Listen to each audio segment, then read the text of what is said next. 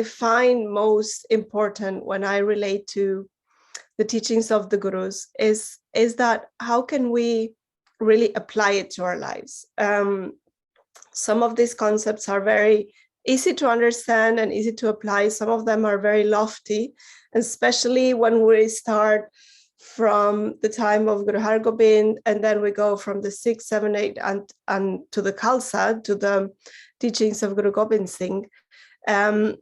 It gets more and more complex. At the same time, it gets simple in a way that they're giving us the guidelines, but we live in different times than 300 years ago. And the world is changed, our society has changed, and especially here in the West, our lifestyle is completely different than such an engaged lifestyle than the gurus had at their time.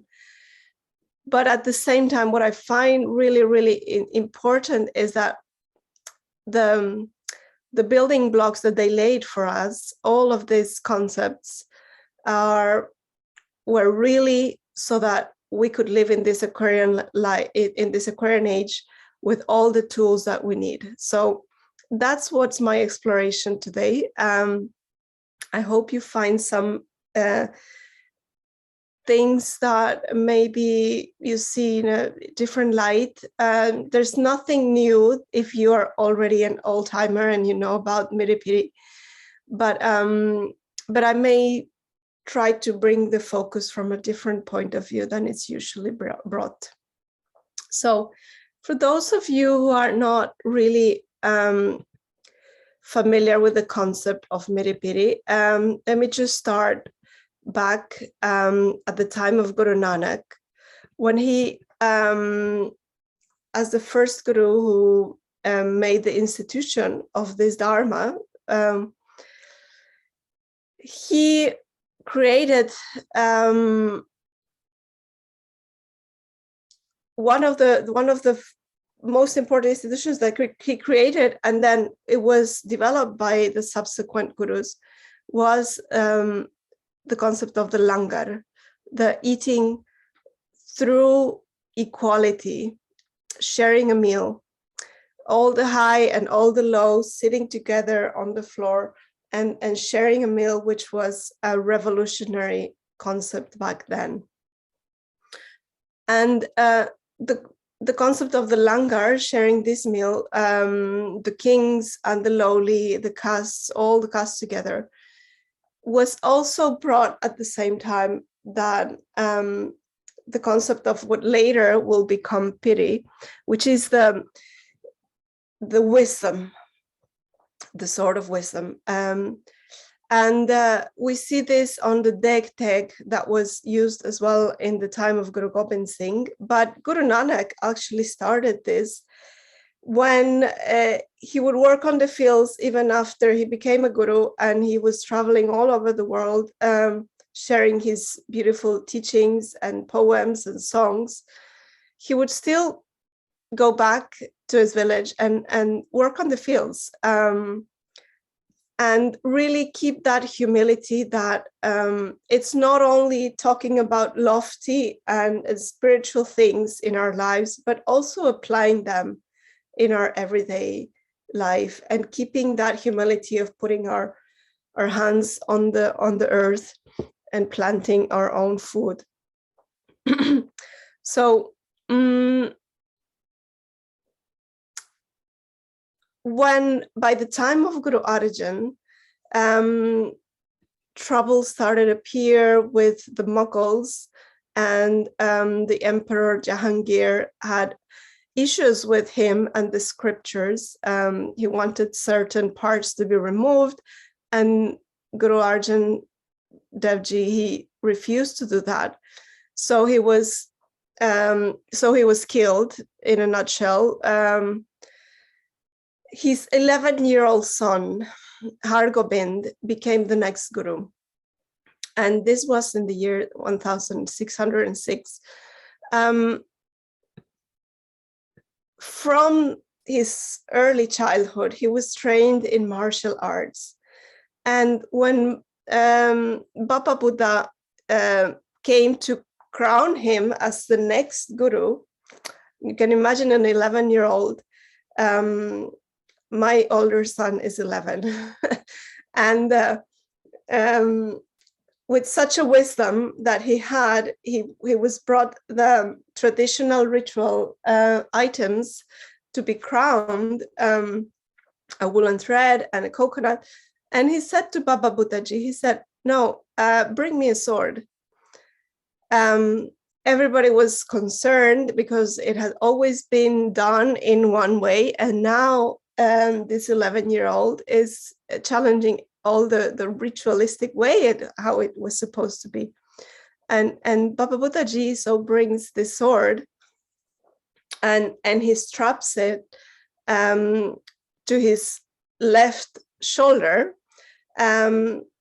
So when you're right-handed, the sword goes on your left.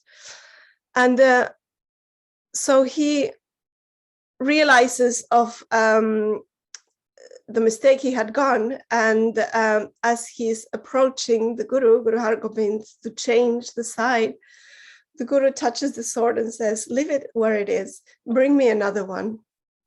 And so he got these two swords. And for him, that was a symbolic way of saying what his statement would be. And this is where the history of our Dharma changes, or I wouldn't say changes, but it develops further. It was all already predestined and pre-written by Guru Nanak at his time. When he spelled the Mool Mantra, this was the seed of the lives of each Guru. And he proclaimed what each of the Gurus would do, Nirbhau, Nirvair. Nirbhau meaning the life of Guru Hargobind, fearless. And he would bring fearlessness to us. It's again, when we talk about all these concepts, my mind is always thinking, how can we really apply them? It's not about the Mool Mantra and the Gurus being out there in some sort of divine realm, but how can we really live by that, by those teachings? So I see that this concept of Miri Piri is what brings us this beautiful teaching of Nirbhau, becoming fearless within ourselves. And of course, the concept of the sword is by itself a very interesting thing to explore. The metal, the element itself, the way it's done, and the symbolism that it brings,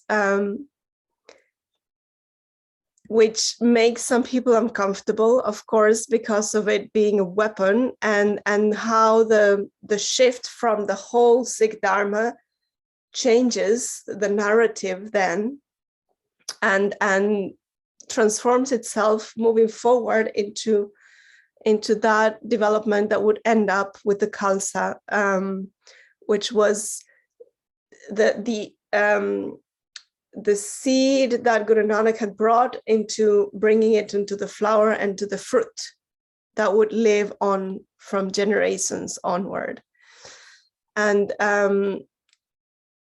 become a self-sustainable path that would enlighten the world. This is very exciting to see it from that potential into the flourishing of the whole path. So let me just go back a little bit.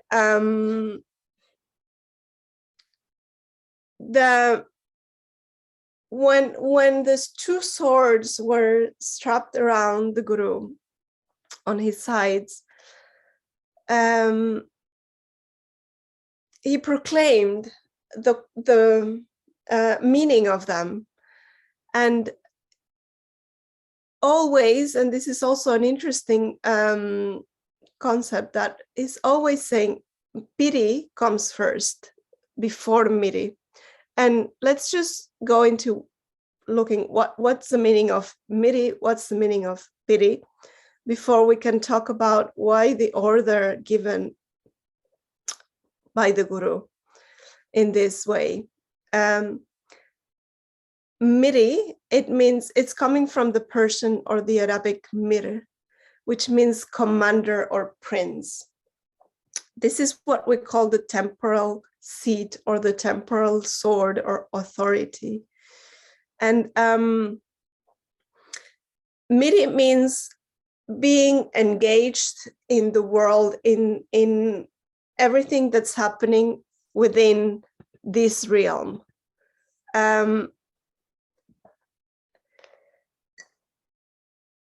This is what would become the sword that cuts through any oppression, any tyrannic behavior from outside or from inside. And this sort of Miri is what symbolizes having roots in the world, being present here, so that we can organize our political, physical, environmental, human structures so that we can really live in harmony. Now, Piri, which is actually what is the first sword, what comes before, and which is more important, we cannot have Miri without Piri. Piri is also coming from the Persian pir, which means it's a word given to a person of higher knowledge or wisdom, like a spiritual guide or a head of a religious order, a holy man, a saint. And this is what we call the permanent sword. The sword of wisdom, Gyan Karag. And this sword is what Guru Nanak was always dedicated to sharing and serving. The Gyan, that wisdom which comes from the divine, which is so that we can have a connection with that higher self, that higher soul. It is in the heart. And this sword is to fight the war inside of us with the five passions or the five thieves. And this is the real and most important war that we are always engaged in. Kam, Krodh, Moho, Lobh, Ahankar. The sword is received through wisdom and kills the ignorance. Gyan meaning the light of wisdom that kills the ignorance. And when we are connected with this Gyan, when we have that, the symbolism of the sword, meaning that I'm carrying with myself all the time in the same way that we're carrying a kirpan, it means that you have the power of it and to be used in every moment that you need it. The Shabad is what this sword is made of, and it's for sharpening of the mind. The same way that you sharpen a sword, you can sharpen your mind. And this is what the teachings of Yogi Bayan are all full of, that we need to train our minds so that we can become so focused, so concentrated, and cut down, like we do with the Gatka sword, cut down anything that comes in the shape of an alteration, in the shape of a distraction to our mind, so that we can fulfill our destiny. Ultimately, that's the purpose, isn't it? 1 second.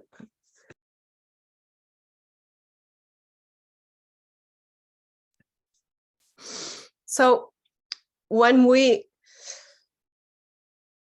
when we think about our life as being the fulfillment of our potential and giving our heads to the Guru, meaning that we take on that mission of life, and we carry these two swords of the Shabbat and of the temporal authority here on earth. It really covers for anything, every aspect of life. And the whole concept of Miri Piri, to me, it means to be present, both spiritually, but both practically as well here. And this is what I was saying about applying it into our lives. All of that, applying that wisdom into foreseeing what we need to do in our lives. And I think these last 2 years during the pandemic have taught us so much about being able to foresee and intuit something beyond what we see with our own eyes, but really focusing on that third eye and opening it so that we can see beyond the fuzz, we can see beyond anything that is not real, not clear, the fog in front of us. And this is really what we mean about sharpening the mind, and the beautiful metaphor of the sword, which is not only a metaphor, it is for real, having the sword. And when you're holding a sword in your hand, you can really see the power that it brings. That's why we were taught to practice this Shastra Vidya, right? The Gatka. It's not only a metaphor, but really when you're doing it, you create that power within you. I'm jumping around from one topic to another, but I think this is it's just it's so exciting. Anyways, being able to apply it really means that action counts. Where are we placing our energy into? It's not only reading our Banis, doing our sadhana, meditating in the morning or whenever that is, and then our life is another thing. It really is about integrating. That's how I see it. Something that, how can we do our yoga, as we are yogis and Sikhs, practice our yoga, practice the Shabbat when I am at home with my children, when I am in the everyday world. Can I do as I think also with my hands?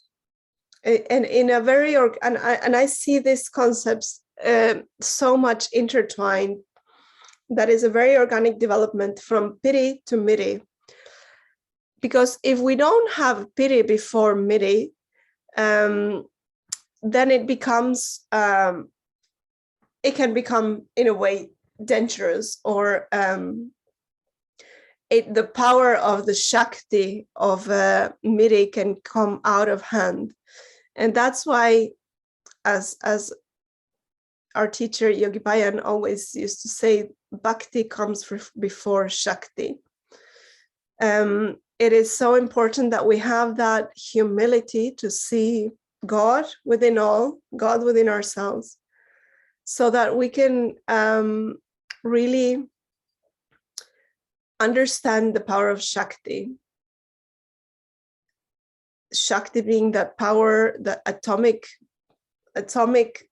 nuclear bomb that we have, the potential that we have inside of us. And it really is like an explosion of infinite energy. How can we measure it? How can we keep it on track? This is really the importance of the Piri or the Bhakti, that without this, the Shakti goes unchecked. And then we have trouble.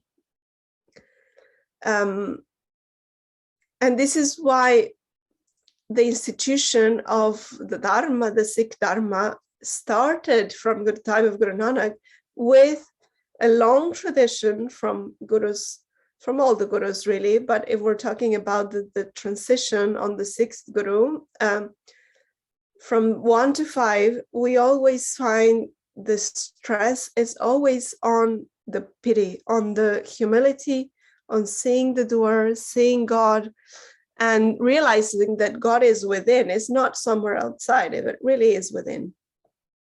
Seeing God in ourselves, seeing God in the others. And then this whole, let me just go back here to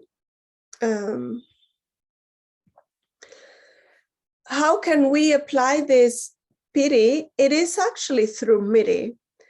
And wherever I see the yogis around the world having beautiful meditation practices and beautiful communities, sometimes it feels that we become separated from the world. We're all interacting within our yogi communities, and we become kind of floating around in our little bubbles. And this is actually what happens when we separate that concept. We go into our spiritual ego, we go into our spiritual path without having the power of the Miri landing us, holding us in here. And this being engaged in the world, I think is more difficult than the other yoga that you do on your mat or waking up early in the morning. This being engaged in the world without becoming polluted with it, like the lotus flower is floating on top, but it has its roots down inside of the mud.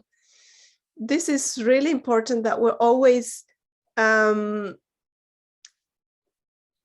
stay connected with that origin of being human, and not only being human, but part of us being animal, really.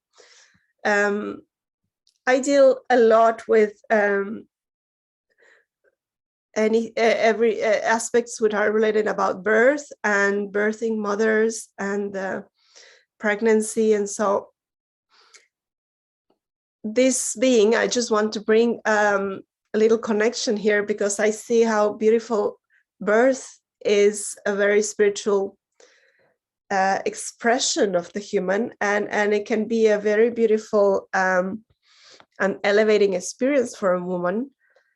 But at the same time, it is very raw and natural and alive and powerful and animal, which is part of ourselves. So this is really like a connection between these two worlds, the divine world and the real animal world where we're living in.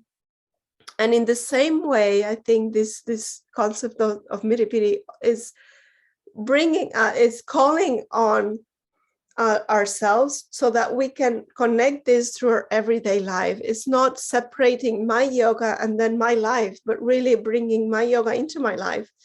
And how do we say, walk the talk?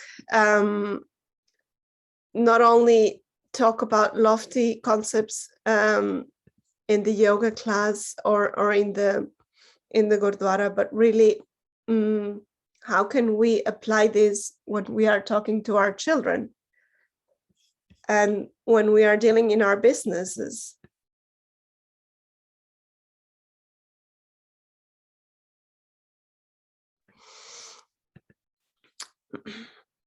Yes. Now, I want to move on to that part where the action is really important, and applied consciousness, which is also a concept that was brought in by Yogi Bayan into our classes. If we see the, imagine that you have a bow in your hand and you want to throw an arrow.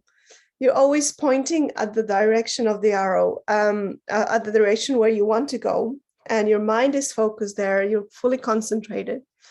Let's say we want to reach there, and that's our destination as humans, as your mission, your personal mission or your community mission.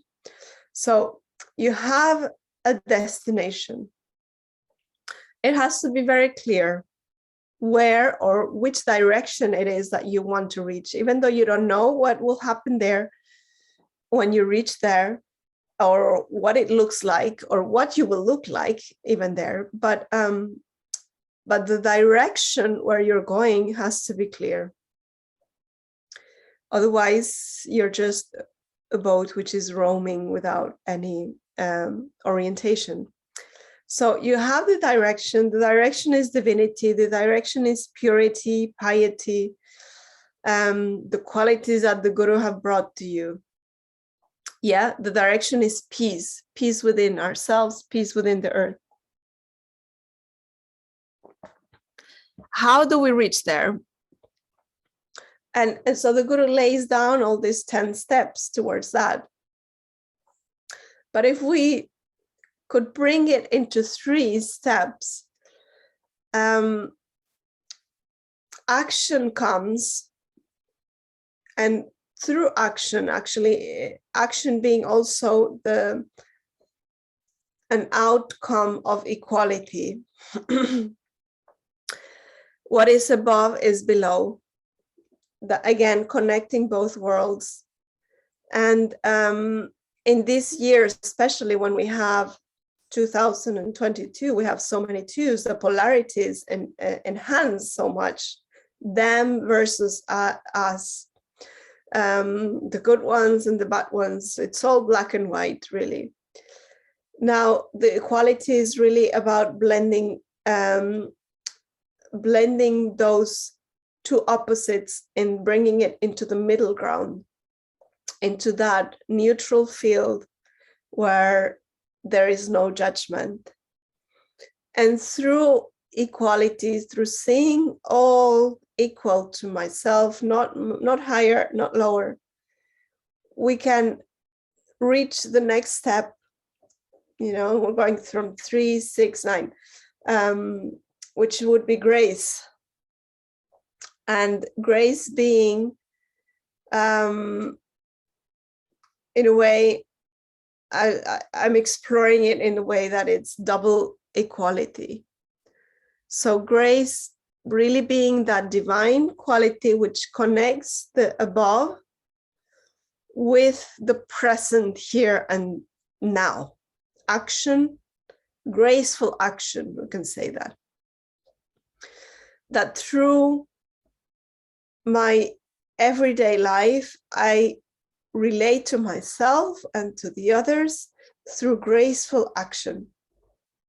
And this is, I think, encompassing this concept really for me in an applied way, in a practical way. You can explore a little bit what this would mean in our everyday lives. And I think for someone, if we are dedicated into sharing the teachings and teaching Kundalini Yoga or Sikh Dharma in a regular way, we find ourselves in a dispersed spiritual world, and applied grace or graceful action, it really means go down and go low and remember the humble beginnings that Guru Nanak had, and remember the humble beginnings and even the humble ends that Guru Gobind Singh had. I also find it very, very interesting how he teaches us how to build. He built a city, he built an empire, basically, at Anandpur Sahib, with a huge library, with a huge knowledge, with a huge community. And he was ready to let go of it as well. And he lost everything that he had. Knowing that, Antarajami, he knew what would happen. He knew what was going on, and he knew he would lose everything. And for me, this is amazing how he still built it up, and he still let go of everything that he had built up with such a humility and love, and knowing that even though he'd lost everything, everything would sprout out from the seed that was created,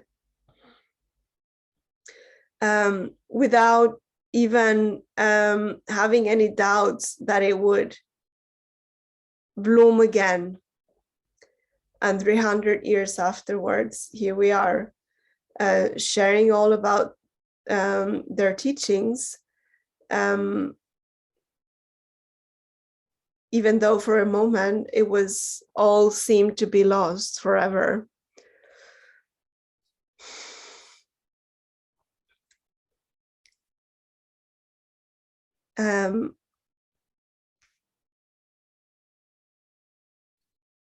Yeah, I just want to check if there is any questions for the moment or any comments. Just make a little pause. We're fine. Good. Okay. Great. I think it's a good moment now to move into the meditation, and we'll kind of close up after that with a little bit more notes here. And this meditation, it has 3 parts, and it is touching on Piri. We meditate on the concept of Piri, and then we meditate on the second part of each of the 3 parts, on the concept of Miri. And this is really the order that Yogi Bayan gave it to us. So one of the things that you can do while we're doing this meditation is really setting in within yourself that polarity of these 2 concepts, that it really is, they may seem so opposed to each other, so different from one another. The spiritual realm and the political realm, or however you want to call that, the temporal realm. And just like, again, when Guru Har Gobind instituted the Akal Bunga, which would be called later the Akal Takht, looking towards the Harimandir Sahib, both seats together. But interestingly enough, from the Harimandir Sahib, you do not see the Akal Bunga, because once you are within Miri, you always have to have a reference. Without the reference of Piri, you're not complete. The Shakti goes off. But from when you are in Piri, you don't need anything else straying your mind or disturbing your mind from the thought of God. So this meditation, it also brings about that quality of action. There's a lot of breath of fire done, and it really has this kind of Biriras victory energy to it. And it is really beautiful in the way that it blends at the end of each of the parts. It blends both the Miri Piri together. And I will be reading as well the comments that Yogi Bayan had given into this to this lecture and to this meditation.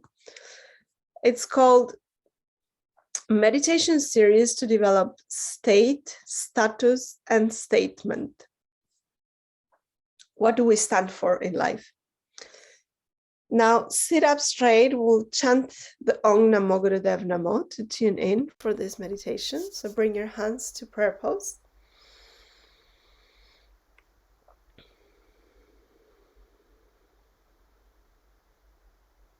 And inhale to begin.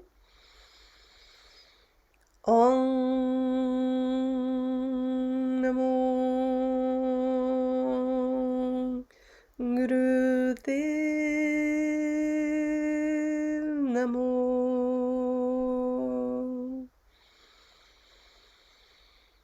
Om Namo Gurudev Namo.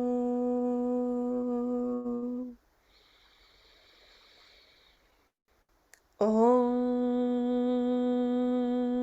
Namo Gurudev Namo. Ad Gure Namah, Jagat Gure Namah, Sat Gure Namah, Sri Gurudeve Namah. Ad Gure Namah, Jagat Gure Namah, Sat Gure Namah, Sri Gurudeve Namah. Ad Gure Namah, Jagat Gure Namah, Sat Gure Namah, Sri Gurudeve Namah.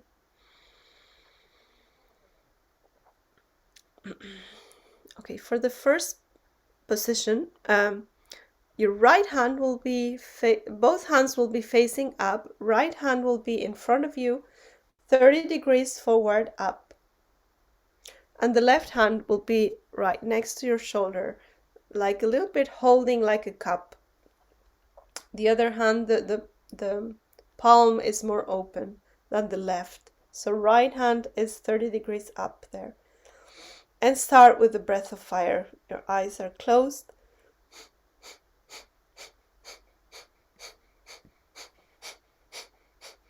Spine is straight. Your focus is on your third eye, beyond that. And this posture, this first exercise, is to assess your strength and weaknesses in the qualities of Piri. Imagine yourself in full acceptance of Piri, which is your spiritual side, your spiritual guidance, your relationship with God, the divine, the creator, and developing that reverence and trust and that light which comes from that Piri, from that divine realm down to you, receiving that.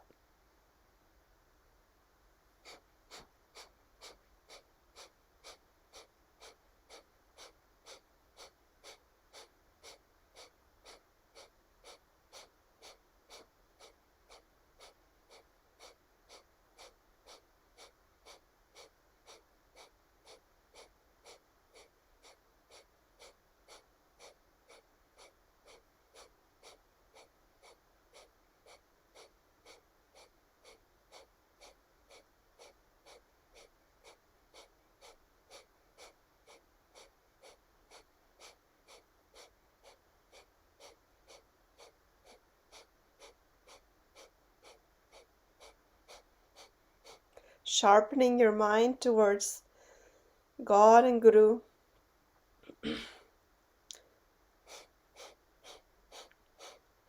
Inhale deep. And now switch the hands. The same posture, just mirrored. Left hand is forward and up 30 degrees. Continue with breath of fire.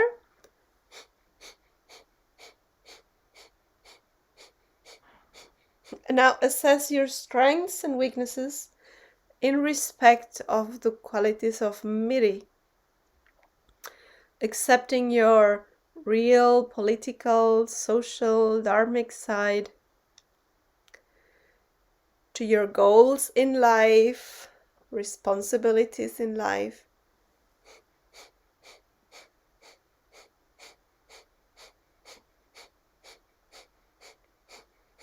your practical duties in life,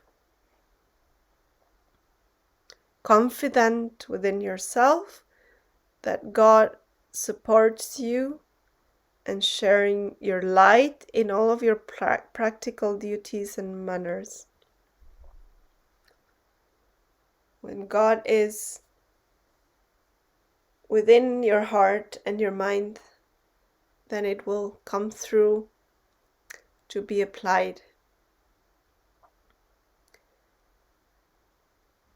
into your everyday action, because you're a servant of God.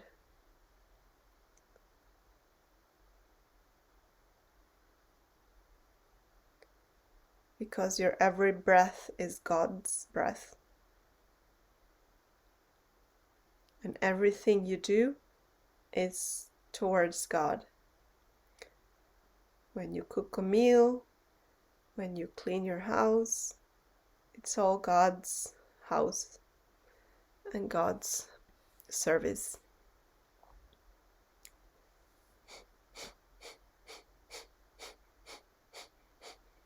Inhale deep. And exhale, bring both hands, your palms at the level of the heart.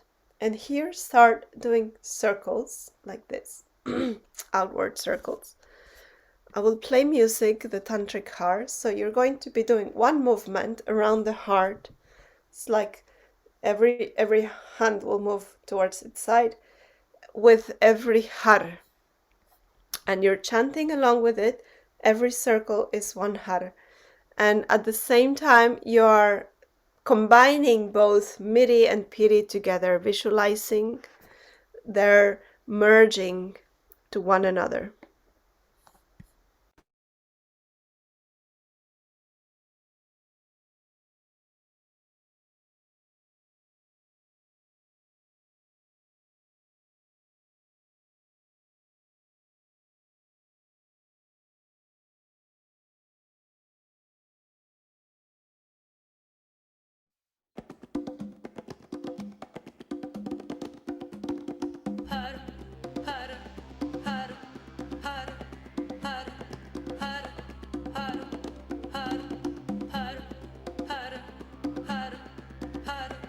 Move with every har circle, merging Miri and Piri together. And sing along.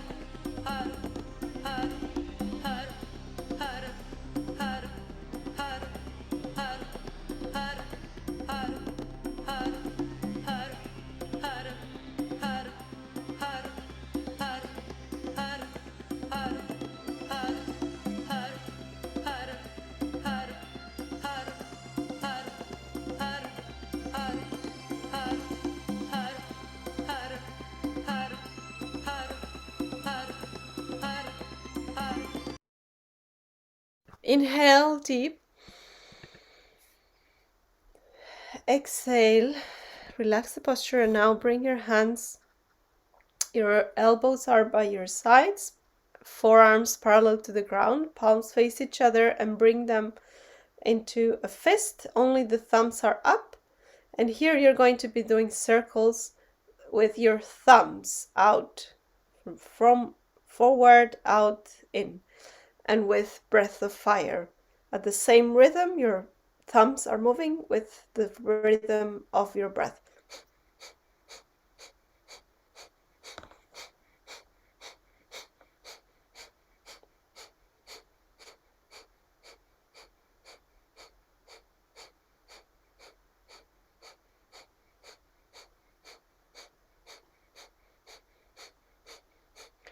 Establishing an image of Piri within your mind, endurance, discipline, devotion for the Guru, for God, for your spiritual self, for developing your potential in life. Meditate on that.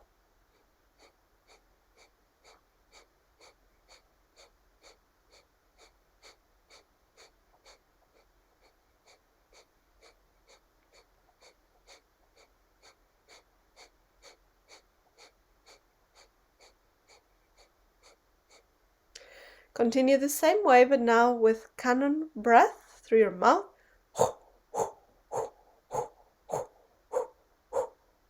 And now this is for Miri, so this is more active action counts. I am the one to act with all, to bring delivery, courage, and commitment to your projection, to your action. Into Miri.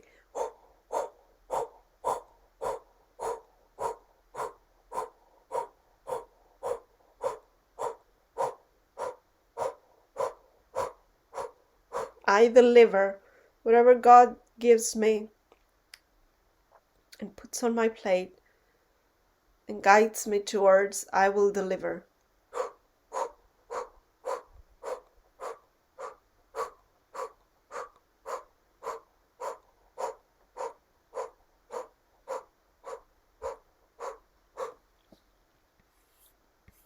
Inhale at the center.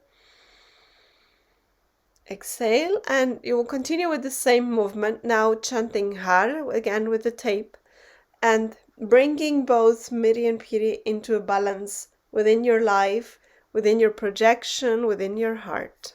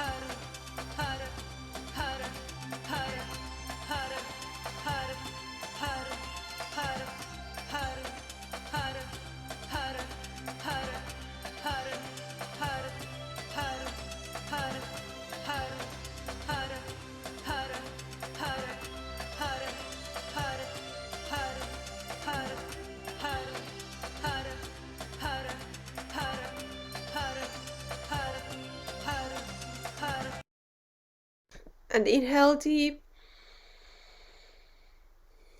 Exhale. And now for the third and last part. For your statement, your left hand is at the heart. Right hand is the line of the fingers. It is at the forehead, in the middle line of your forehead. And really bringing your spiritual realm, your divine self into your heart. I'm going to chant with the Sat Siri Siri Akal mantra. And you're seeing yourself in that image of Piri, accepting your God-given right, your hukam in life, your mission as a human being to bring light here on earth. And as you chant, put your navel in and chant with your heart.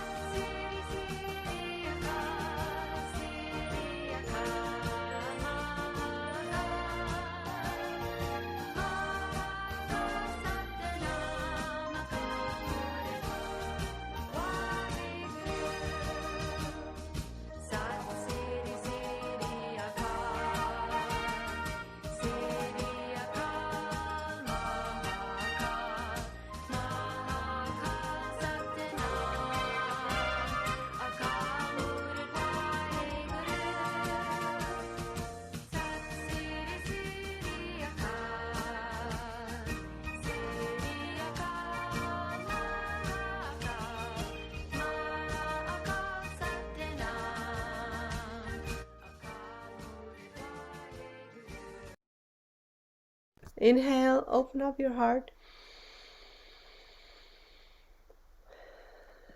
Exhale. And now for the image of Miri. You bring your left hand, left hand will be in the position of the right hand, just in front of your forehead, the fingers at the middle line, and your right hand will be behind your neck, holding your neck. Opening up the shoulders, opening up the elbows, and powerful, this is beautiful line that was shared by Yogi Bayan. You are unstoppable because Guru and the mission are unstoppable. Be confident. And this will bring impact to your world. Singing again the same mantra with all your heart, with all your heart and your navel. Shakti and Bhakti.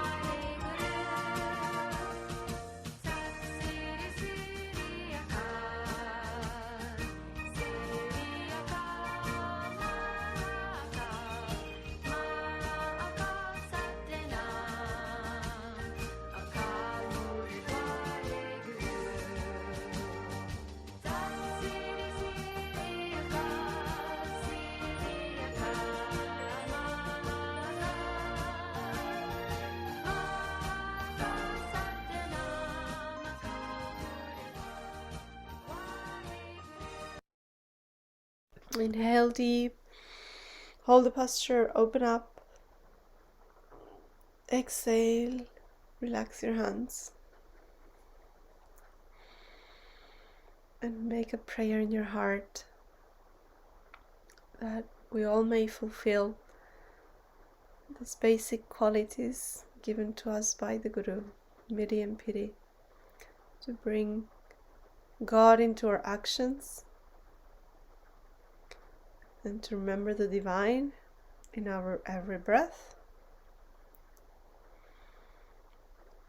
to fulfill our mission on this earth, to serve each other.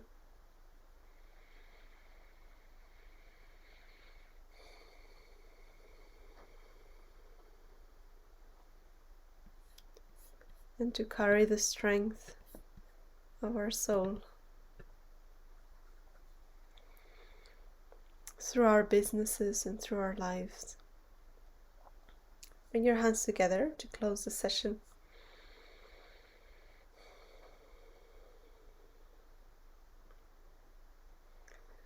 Inhale deep to chant. May the long time sun shine upon you, all love surround you, and the pure light within you guide your way on. May the long time sun shine upon you, all love surround you, and the pure light within you guide your way on. Guide your way on. Guide your way on. Satnam.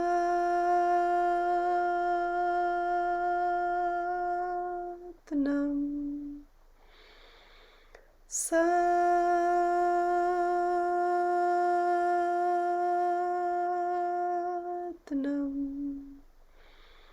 Satnam.